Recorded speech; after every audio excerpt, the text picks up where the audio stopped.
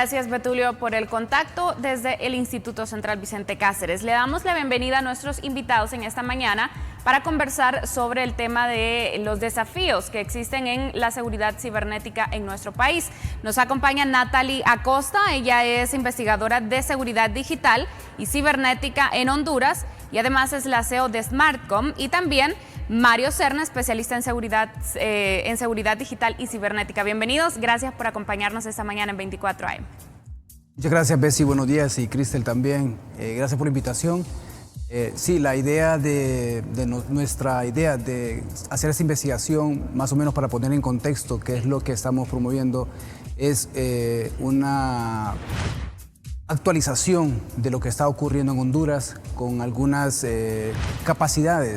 competencias digitales de los hondureños luego de la disrupción de la tecnología a nivel mundial. ¿Y cuál es? Bueno, sí, también. Buenos días. Buenos días. Gracias por la oportunidad de compartirles básicamente un preámbulo de lo que será nuestra publicación del estudio sobre competencias digitales de los hondureños. Esto es parte de un estudio, por decirlo así, macro que se hizo para comparar los niveles de competencia de 5 países. Esto incluyó Afganistán, Colombia, Myanmar, Estados Unidos, y este estudio se realizó en colaboración con la Ohio University. Consideramos que como profesionales de la comunicación era interesante e importante el poder medir cómo se traduce el uso de las tecnologías de información y comunicación en oportunidades para la gente, o el uso, ¿verdad? Ver cómo se está dando el uso en los diferentes países, y es por esto que llevamos como esta línea base de lo que son las competencias digitales en Honduras. Y nos gustaría conocer un concepto o una definición de lo que estamos hablando precisamente, que es seguridad cibernética. Muchos podremos escucharlo, pero tal vez no entender qué significa exactamente seguridad cibernética. En el marco de esta investigación que nosotros realizamos y partir de qué es competencia digital, ¿verdad? Se entiende como el uso creativo, seguro y crítico de lo que son las tecnologías de la información y de la comunicación. Y nosotros nos basamos en un marco que tiene la Comisión Europea para evaluar las competencias digitales de los ciudadanos de los diferentes países. En el caso de este marco hay 5 categorías definidas por esta comisión. La primera es el tema de procesamiento de información, cómo el usuario digiere toda la información a la cual accede a través del Internet. El tema de generación de contenido, una vez obtenida esta información, cómo lo transmite a otros usuarios. Luego está el tema de comunicación, cómo se relaciona con diferentes usuarios en el Internet. Luego viene el tema de de solución de problemas. ¿Qué sucede cuando el usuario se enfrenta a un virus o alguna amenaza a los dispositivos a los cuales accede al Internet? Y luego viene el tema de seguridad digital, que es cómo el usuario se protege de amenazas y fraudes en línea. Entonces, ¿cómo amenazas están tanto las amenazas a sus dispositivos, ya sea dispositivo móvil, laptop, ahora que se accede al Internet a través de los smartwatch? Y luego está el tema de seguridad en cuanto a mi identidad en línea. Este concepto de identidad en línea también, de hecho, lo estamos todavía analizando y comparando a través de encuestas que estamos realizando, ya que nos parece interesante el poder determinar qué tanta conciencia tiene el usuario de su identidad en línea. O sea, la información que yo comparto a través del Internet, ¿verdad? Entonces, este concepto de seguridad digital es bastante amplio. Todavía lo estamos, porque hay bastantes niveles. Estamos hablando de que cuando mencionamos seguridad cibernética, de repente lo primero que pensamos es en otra persona queriendo ingresar a nuestros datos para ya sea descontrolar o sacar información, pero hablamos de que es un término mucho más amplio de la seguridad precisamente que uno debe tener ya sea en absolutamente todo, en nuestras computadoras, como usted bien lo mencionaba, en nuestros celulares, y esto abarca incluso el tema de redes sociales, de correos electrónicos. Esto va más allá de que una persona quiera ingresar a buscarnos información, se trata también de virus, se trata también de todos estos términos, ¿cierto? De eso estamos hablando específicamente, de un abanico bastante amplio en cuanto a la seguridad. Sí, en definitiva, el tema de seguridad digital y el tema de seguridad cibernética va más allá de todo lo que uno puede imaginar. Estábamos incluso hablando tras de cámara cómo la gente es víctima hoy de fraude electrónico, por ejemplo, compras por internet, clonación de tarjetas, y estamos también hablando del tema de hackeo de dispositivos móviles, estamos hablando también de hackeo de cuentas, de redes sociales. Ya muchos hemos encontrado, por ejemplo, hay muchos artistas famosos que se quejan porque se les invade su privacidad, porque hay hackers que les hacen una intervención a su teléfono, a su computadora.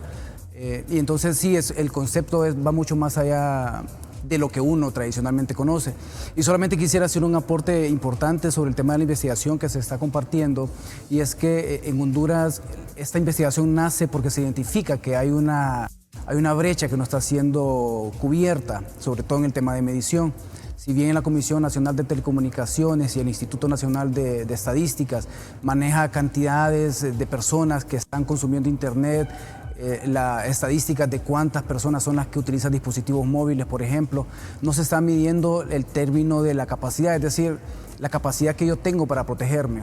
Entonces, eso es un aporte importante que se está haciendo a través de esta investigación, lo cual de una u otra forma, como ya lo mencionaba la licenciada Acosta, está sentando una línea base, ya sea para que el gobierno pueda tomar decisiones, para que también las organizaciones de sociedad civil o incluso el sector privado, también en la academia, pueda también hacer uso de esta investigación, de toda esta data que nosotros hemos recolectado, a fin de que se puedan tomar acciones, ya sea en cualquiera de los ámbitos de los que antes mencioné.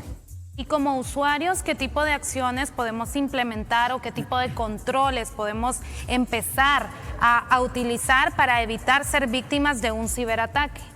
Bueno, a veces son como cuestiones mucho de sentido común, y lo que nos pasa, lo que se ha identificado es que no somos disciplinados. Por ejemplo, yo les puedo preguntar a ustedes, ¿cada cuánto cambian su contraseña de celular o de email? ¿Cada cuánto lo hacen ustedes? Creo que nunca la he cambiado. Perfecto, entonces eso es uno de los aspectos que a veces uno dice, bueno, si yo quiero estar protegido digitalmente, tener esa certeza de que tengo seguridad en línea, hay cuestiones muy básicas, por ejemplo, cambiar cada 6 meses como mínimo, pero lo recomendable sería cada 3 meses. Estaba leyendo ayer un artículo, por ejemplo, de cuáles son las 20 contraseñas más famosas, ese 1111, es decir, o a veces uno utiliza fechas de nacimiento como contraseñas. Hoy lo que se utiliza, lo que se estila es que se utilicen, por ejemplo, caracteres de mayúsculas, minúsculas, caracteres especiales y números, es decir, una combinación de todos.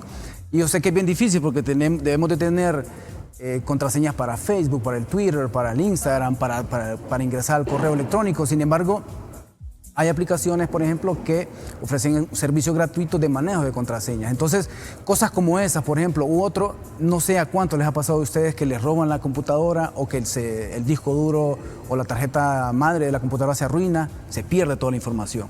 Entonces, también hay el servicio de guardar información en la nube. Son cosas, o el encriptado, por ejemplo, si le roban la computadora y a veces uno ni siquiera tiene contraseña para ingresar a la computadora. Entonces, y hay formas también como de encriptar también su disco duro o incluso las memorias de los teléfonos. Hay forma de encriptar los celulares, por ejemplo, si a usted se lo roban, usted puede encriptar su teléfono celular o incluso cuando se lo extravía. Yo tengo una anécdota muy interesante, por ejemplo, un compañero, un colega, le robaron el celular con todo el carro, con todo el celular. Y el carro lo encontraron gracias a que él tenía una aplicación que es el Find Me, que es como en español es como el Encuéntrame. Entonces, buscando el celular, se logró encontrar el carro también. Entonces, cuestiones como muy de sentido común, a veces uno falla en ese tipo de cuestiones muy fáciles o muy simples.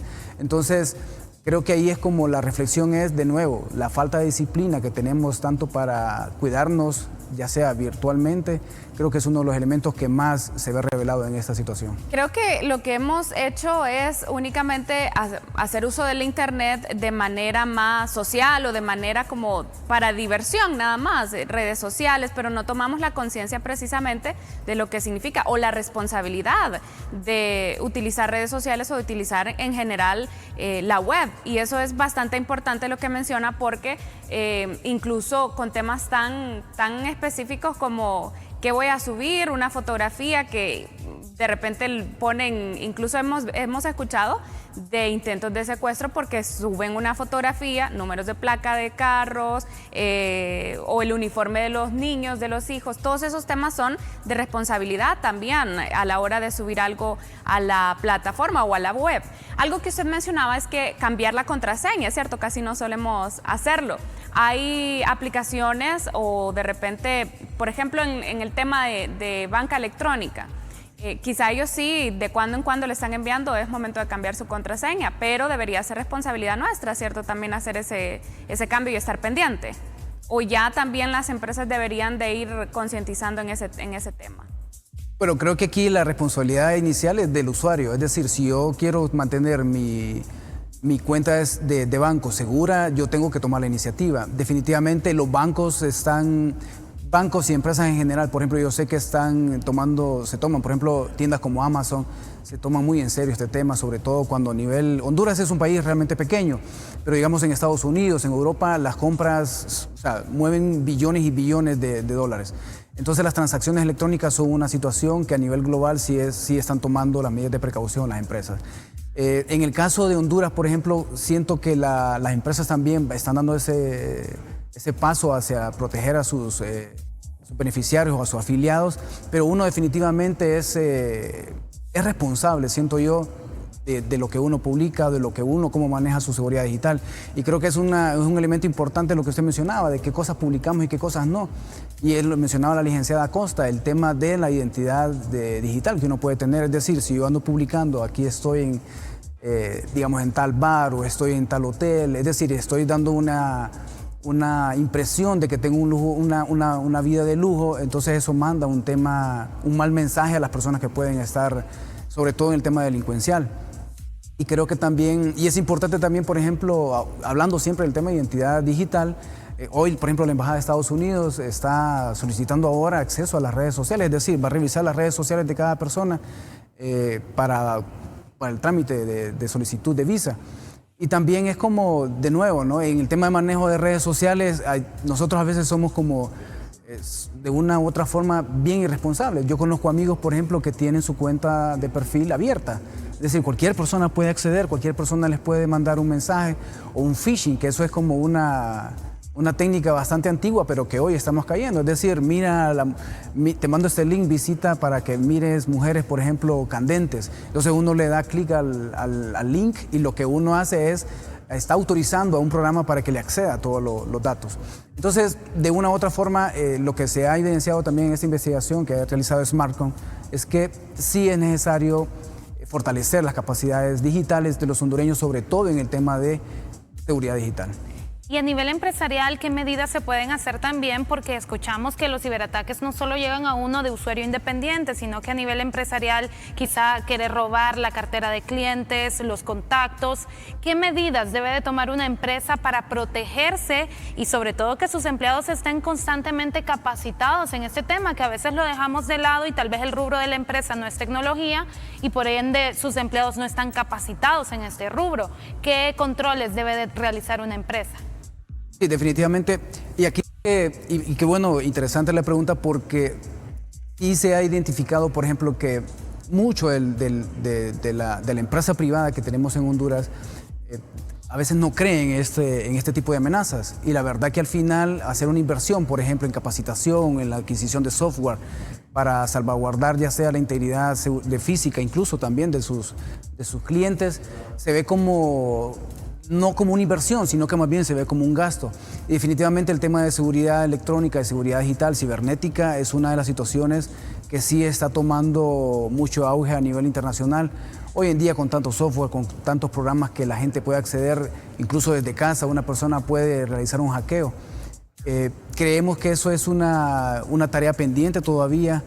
A nivel, sé que hay sectores muy fuertes en este sentido que ya están trabajando, como el sector bancario, por ejemplo. Uno puede darse cuenta que incluso hay una doble verificación, por ejemplo, cuando yo accedo a mi cuenta en línea, o incluso ahora lo que están ofreciendo son unos tokens. Sabemos que hay empresas incluso de seguridad digital también, por ejemplo, que están ofreciendo las firmas electrónicas. Eso es una situación también que la gente uno dice, pero una firma electrónica, ¿para qué me sirve? Es decir, si yo, por ejemplo, estoy haciendo negocio con una empresa en China, por ejemplo, yo puedo adquirir una firma electrónica, garantizar que ese documento que yo estoy enviando, un Word o un PDF, por ejemplo, no va a ser modificado ni va a ser trastocado en el viaje que vaya a hacer a través de la web. Entonces, sí sé, por ejemplo, que a nivel incluso institucional ya hay muchas instituciones como la UNCAE o el ARSA, por ejemplo, que están haciendo ya sus compras y contrataciones de adquisiciones a través de mecanismos como la firma digital, que de una u otra forma también eso evidencia el avance que ha tenido Honduras en el tema de protegerse de manera cibernética. Y es que estamos avanzando porque también el Registro Nacional de las Personas implementó sacar las partidas de nacimiento ya también por vía electrónica, pero eso también necesita la seguridad, precisamente de lo que estamos hablando. En nuestro país, ¿qué puntos son los más, en el estudio que ustedes han hecho, como los más atacados, en los que los usuarios o los hondureños hemos sido más atacados de manera cibernética? Porque sabemos que países como Estados Unidos, y usted lo mencionaba, que están mucho más avanzados tecnológicamente, son atacados de repente también en temas de fraude cibernético, tantas empresas que hay de compra electrónica, pero en nuestro país, que estamos un poco más atrás tecnológicamente, ¿en qué puntos estamos siendo atacados y que de verdad se tiene que tomar en cuenta para la seguridad cibernética de todos los usuarios? Bueno, nosotros pudimos identificar el tema de hackeo de cuentas, el tema de fraudes en línea también, que de hecho con Colombia se comparte mucho esta situación. En la comparación que nosotros hicimos de competencias digitales con, por decirlo así, países como Afganistán y Colombia, que sufrimos situaciones de violencia diferentes, pero de alguna manera se comparte pues esta problemática, se vio mucho eso, el tema de fraudes en línea y sobre todo el hackeo de cuentas. Se ve mucho también el tema de amenazas a activistas y periodistas, y es algo que nosotros también estamos evidenciando con una encuesta que estamos compartiendo con comunicadores, ver cómo la gente ante la situación del país también sufre de este tipo de situaciones. Yo también quería agregar algo, que muchas veces somos más reactivos que propositivos, o sea, hasta que nos sucede algo es que tomamos las medidas para evitar que este tipo de situaciones se vuelvan a suceder. Y aunque yo diría que muchas aplicaciones ahora, al momento de uno crear una contraseña, sugieren que se les agreguen caracteres o que ahí mismo le dicen a uno, ¿verdad?, que la contraseña no es totalmente segura. Y si la aplicación lo permite, pues uno puede proceder con la contraseña que uno desee, pero está bien también uno tomar esas medidas, o sea, no esperar a que suceda que nos hackeen la cuenta o que se nos invada nuestro dispositivo con un virus para poder protegernos de este tipo de situaciones. Y quizás solamente un aporte a la pregunta que hacía la licenciada. Los hondureños están bien conscientes. Es un hecho destacable. Los hondureños están bien conscientes, por lo menos los que consultamos, que fueron más de 500 encuestas en línea las que se hicieron en 16 departamentos, están conscientes del impacto que tiene o que puede tener una serie de leyes, la serie de leyes que han venido aprobándose en el Congreso Nacional relacionados con seguridad digital y con libertad de expresión. En los últimos 8 años, por mencionarles, la ley de escuchas, la ley de secretos, la ley, el nuevo Código Procesal Penal y la ley de la que se habla, la ley de ciberseguridad, que es la relacionada con la vinculación de publicaciones en redes sociales contra el odio. Entonces, es importante destacar que los hondureños están conscientes del impacto que puede tener, por ejemplo, la ley de escucha, ¿verdad? Ya hemos visto, por ejemplo, casos de miembros del Consejo de la Judicatura de la Corte Suprema de Justicia que han sido intervenidas sus llamadas telefónicas porque la ley lo permite. Entonces hay cierto también temor sobre este tipo de leyes y hay una hay una conciencia de los hondureños de que este tipo de leyes, por ejemplo, en el nuevo Código Procesal Penal, se habla de que la gente, o si yo soy usuario de WhatsApp y comparto un meme vinculado con un tema político relacionado con el tema de seguridad nacional o lo que sea, eso también me implica a mí una responsabilidad. Incluso los medios de comunicación, no solamente los directores, sino que los propietarios de medios también, si divulgan una información que ya sea tendenciosa o que lleve ese nivel de prejuicio, también van a tener ese tipo de responsabilidad. Entonces eso también tiene que ver mucho con, y estoy hablando más en el tema de redes sociales, por ejemplo, ¿verdad? Que si divulgan una declaración, etcétera. Entonces la gente está consciente de que es imperativo protegerse ante este tipo de normas también. Y solamente para mencionarles, ante esta necesidad que se ha identificado, Smartcom lo que tiene propuesto, es decir, no solamente se viene con una... a informar de lo que se ha descubierto, sino también se viene a proponer, se está lanzando una plataforma e-learning para que los hondureños puedan acceder a capacitaciones de cómo protegerse, cómo cambiar, por ejemplo, sus passwords, cuáles son las aplicaciones que pueden utilizar para encriptar.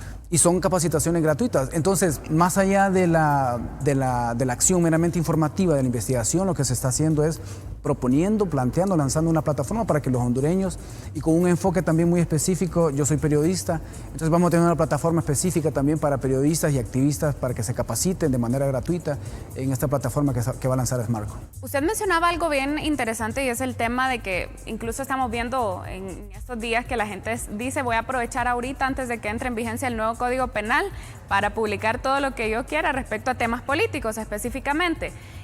Realmente se va a poder tener las autoridades van a poder tener como esa seguridad o ese control, correcto, porque redes sociales es tan amplio, hay tantos usuarios, se va a poder tener un control de las personas que publiquen de repente algún comentario que pueda herir susceptibilidades.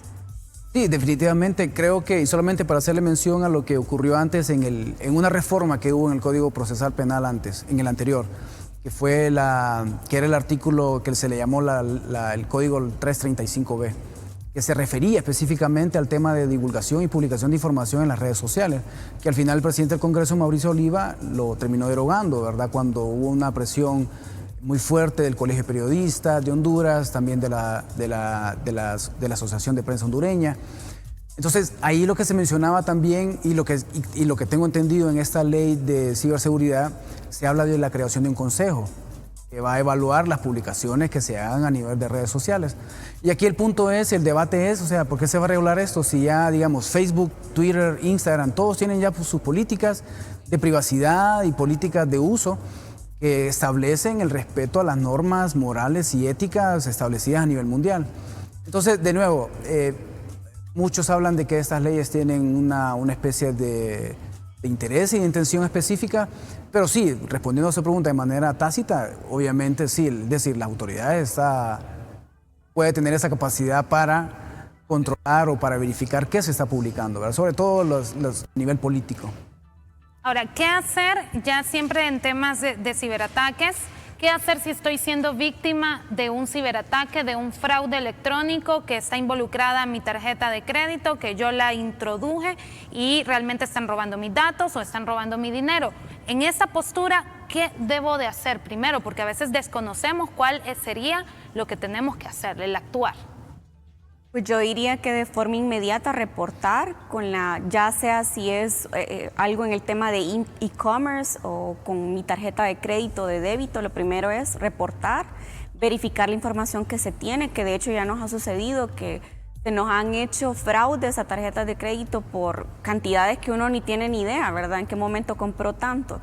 Y sí es importante poder tener ese reporte, verificar el tipo de compras que uno ha hecho, en el caso de tarjetas, y hacerlo con la mayor prontitud posible. Yo diría luego el cambio de contraseñas, o sea, si ya no sucede, no podemos seguir cometiendo lo mismo, ¿verdad? O sea, hay que tener, y si no somos muy tecnológicos, pues incluso escribir las contraseñas en un lugar seguro donde solo nosotros tengamos el acceso. Pero sí el poder ser preventivos y no solo reaccionar a cuando sucede este tipo de Estamos en un momento en el que son dos generaciones. La generación que nació básicamente con un teléfono y una computadora en la mano, y también nuestros padres que de repente han ido incursionando en el mundo tecnológico, que en redes sociales, en correos electrónicos, en absolutamente todo lo que tiene que ver con la tecnología. Obviamente la generación que ya creció, que ya conoce todo este tema, es mucho más sencillo que de repente sepan cómo manejarlo, pero los adultos quizá no saben cómo manejar precisamente. Y a veces lo que sucede es que para no olvidar una contraseña decimos tener una que en Twitter, otra en Facebook, otra en Instagram, la del celular, la de la cuenta bancaria, tantas cuentas, correo electrónico. A veces lo que se hace es colocar una misma contraseña y solo se le cambia un dígito o una letra. ¿Es correcto hacer esto o qué es lo más correcto hacer en ese caso de tener una amplitud? Esto va tanto para los adolescentes, para los jóvenes que han nacido con computadora en mano y también para ya la generación que hemos ido aprendiendo en el paso. Sí, bueno, definitivamente el fenómeno generacional, como usted lo mencionaba, es decir, los centennials, por ejemplo, es decir, la gente que nació del 2000 para acá, son gente que ya viene con eso y definitivamente tienen otros hábitos de consumo, tienen otros hábitos de comportarse frente al mundo digital. Hoy, por ejemplo, solo para mencionar un ejemplo, los centennials no están viendo televisión. Ellos están consumiendo todo lo que necesitan de video, de material audiovisual a través de YouTube, por ejemplo. Pero definitivamente la generación, el manejo generacional influye definitivamente en la manera en que nos comportamos, influye definitivamente también en la identidad digital que tenemos. Usted mencionaba el tema de las contraseñas. Una contraseña para todo. Eso es lo peor que uno puede hacer. Es decir, en la medida que usted maneja las mismas contraseñas para todo, en la misma forma se expone a que sea hackeado por todas las contraseñas. Porque si a usted lo identifican, ya le logré identificar la contraseña, seguramente tiene la misma. Lo que nosotros recomendamos y lo que es más práctico hoy en día, es decir, es la misma práctica, nada más que de una forma diferente. Lo que uno hace es, uno descarga una aplicación, hay varias. Por ejemplo, y usted lo que hace es acordarse de una sola contraseña, igual que hace con el resto de las cuentas que usted tiene, pero para abrir la aplicación donde usted tiene guardadas todas sus contraseñas. Entonces al final es lo mismo, nada más que lo que va a hacer en vez de entrar a Facebook y en vez de entrar a Twitter, lo que va a hacer entrar a la aplicación para ver todas sus contraseñas. Y sí, definitivamente creo que también ese análisis de generación es importante. Sin embargo, le voy a mencionar algo. Yo creo que el tema de la edad no debe ser una excusa. Creo que a mí me ha tocado vivir experiencias con profesionales, sobre todo periodistas. Sandra Cuscianelli, por ejemplo, es una de las personas que más destaca a nivel latinoamericano en el tema de tendencias de periodismo digital. Es una señora que tiene más de 60 años y respeto para ella porque al final es como una referente. O sea, a mí me gusta mucho el periodismo de datos y eso al final me demuestra a mí que ni la edad, ni el género, ni nada es excusa o para que uno no vaya involucrándose en este tema de la seguridad digital. Y ustedes, según los estudios que han tenido, ¿a quién le ven más responsabilidad? ¿De repente a la generación que ha crecido con la tecnología o a los adultos que se han ido incorporando? ¿Quiénes son más responsables en el manejo precisamente de sus cuentas o de sus redes sociales y de toda la cibernética? No, definitivamente la gente, los centennials, bueno, los millennials también, ellos definitivamente se mueven en otro nivel.